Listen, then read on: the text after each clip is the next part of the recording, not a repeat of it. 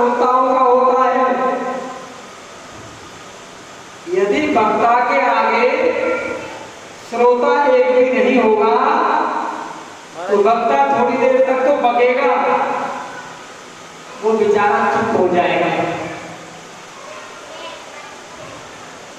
कथा प्रवक्ता के आगे श्रोतागण होने अति आवश्यक है।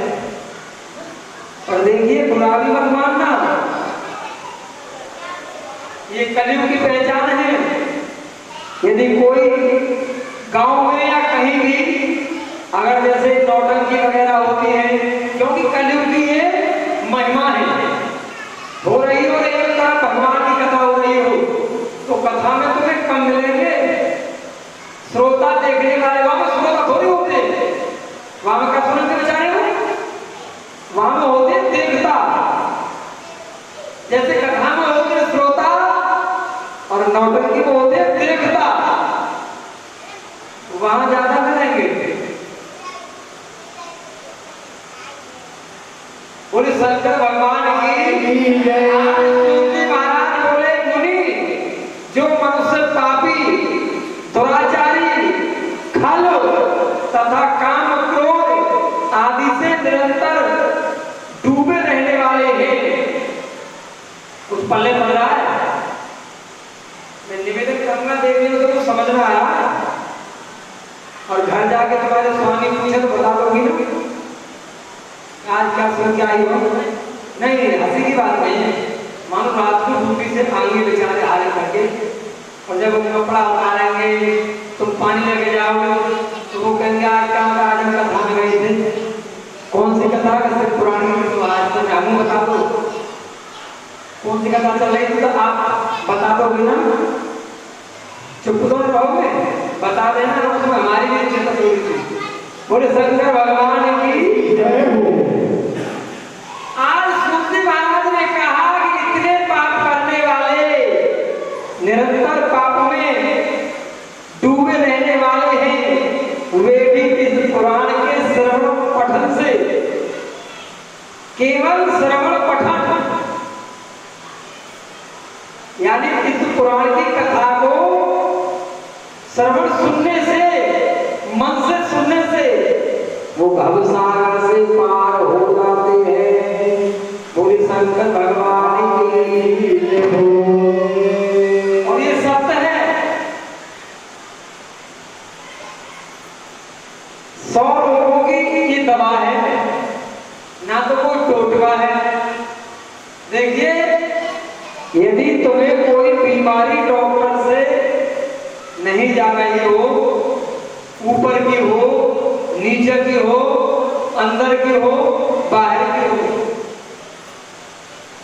इस बात पर कल तर्क चल रही थी, हम भी सुन रहे थे, उसी को तुमको बताने को हम जा रहे हैं। ध्यान से सुनो। भागवत करने वाले तो वक्ता कहते हैं कि शिवलिंग के चाहे हुए जल को कभी पीना नहीं चाहिए, गलत है। हम तो शिव पुराण का लेख बता रहे हैं, जब शिव पुराण की कथा हो रही है तो उसी को तो बताएंगे हम। यदि आप रोगी हैं, निरोगी नहीं, आपके शरीर में कोई रोग है और आप भोलेनाथ पर जल चढ़ा रहे हैं, तो आप चढ़ाए हुए जल में से जब गिरता है नीचे तो पीने के हकदार हो।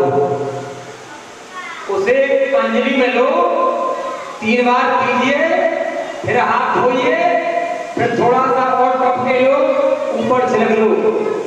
केवल ये रोगी को ही लागू है, हर कोई नहीं पी सकता। स्पष्ट लिखा हुआ है, बिल्कुल लिखा हुआ है स्पष्ट। ये रोगी के लिए लागू है। रोगी पी सकता है अपने रोग को मिटाने के लिए, और जो बिना रोगी है वो केवल अपने ऊपर छिड़क सकते हैं या लोटा में ले जाकर घर में छिड़क सकते हैं, पर ग्रहण नहीं कर सकते। रोगी को लागू, रोगी को ऊपर तो बहुत कुछ लागू है। सो करके कथा नहीं सुनते हैं, सांप की योनि मिलती है, जो सो करके मिलती है, और यदि शरीर में रोग है उसके लिए माफ है। राशन कार्ड बनते हैं दो प्रकार के, एक तो होता है गरीबी से नीचा, उसे फ्री मिलता है, सब कुछ पूरा मिलता है। ऐसे ही भगवान का एक प्रतीक है, रोगी के ऊपर छूट है। छूट है कई चीजों की। रोगी सो करके भी कथा सुन सकता है, क्योंकि उसको सामर्थ्य नहीं है बैठने की। अगर उसने कह दिया कि सो के कथा मत सुनो, तो वो कानों में धुई लगा के सोएगा, क्या करे बेचारा। इसीलिए रोगी के ऊपर ये छूट कर दी है, सो करके सो सकते हो, दीवार से कमान लगा के सो सकते हो। और जो निरोगी है दीवार से भी कमान नहीं लगानी चाहिए, सत्य है। दीवार से कभी कमान लगाकर कथा नहीं सुननी चाहिए। ये कथा के मानते में आती है सभी। आजकल तो मानते में सारी कथाएं बताई जाती हैं। आज सौनक जी बोले सूत जी महाराज, तो ये तो तुमने बता दिया, और भी कुछ बताने की कृपा करें कि समस्त पापों को जलाने वाली कौन सी कथा की यही कथा है, यही समस्त पापों को भस्म करने वाली है, जिसके श्रवण मात्र से पापों का पूर्णतया का मतलब है परिपूर्ण रूप से विनाश होता है। और सूत जी कहने लगे सुनो, और भी छोटी सी कथा आती है। बहुत पहले की बात है कि कहीं किरातों के नगर में, ये बहुत सुंदर कथा है, देखिए